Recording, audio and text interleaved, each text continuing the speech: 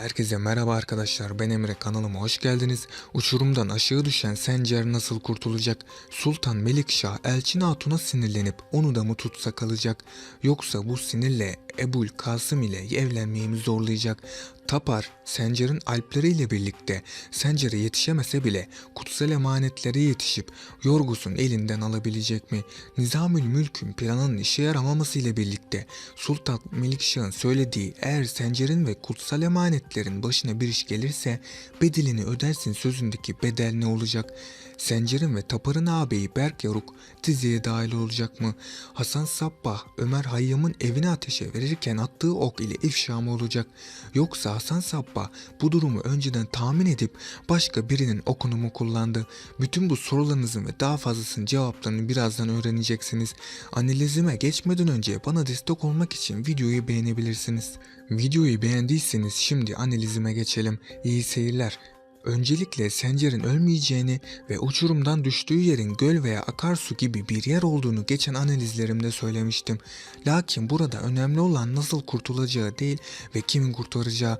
Eğer ki Tapar Sencerlerin alpleriyle birlikte Yorgos Aro'dan ayrılmadan yetişirse Yorgos'un kutsal emanetleri ele geçirmesine engel olacaktır.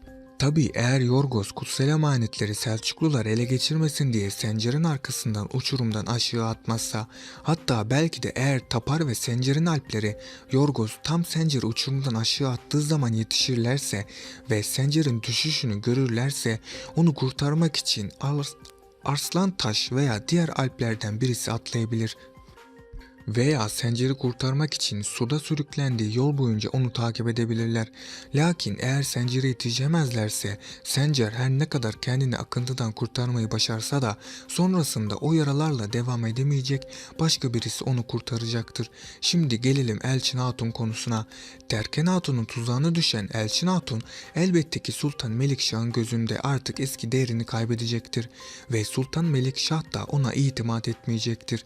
Elçin Hatun'u tekrardan bir ayaklanma başlatabilme ihtimaliyle Anadolu'ya veya Ebul Kasım ile göndermeyeceği için en azından şimdilik Elçin Hatun abisi gibi tutsak kalacaktır. Lakin abisi Kılıç Arslan ile aynı zindanda olacağını düşünmüyorum.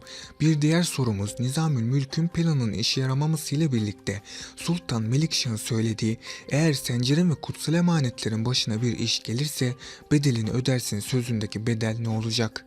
Sultan Melikşah'ın bahsettiği bu bedel Nizamül Mülk'ün yetkilerinin azalmasına neden olacaktır. Bu bedel de Tacil Mülk ve Hasan Sabbah'ın mevkilerinde yükselmesine yarayacaktır.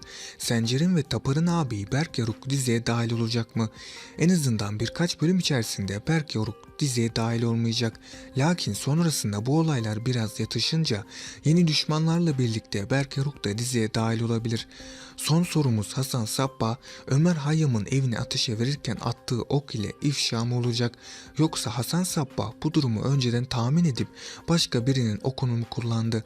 Öncelikle Hasan Sabbah'ın kötü karakter de olsa çok akıllı olduğunu görüyoruz.